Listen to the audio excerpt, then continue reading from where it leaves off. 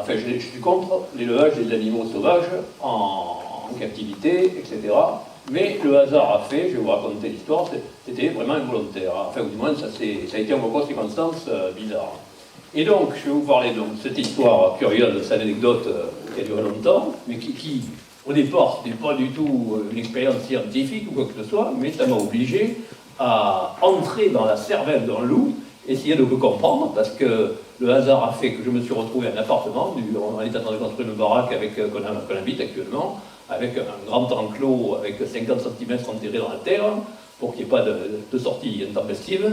Mais par contre, je me suis retrouvé avec des problèmes de maçon et puis moi-même de travail, j'arrivais pas à faire ce que je voulais. Donc ce qui devait durer quelques semaines, ça a duré des années.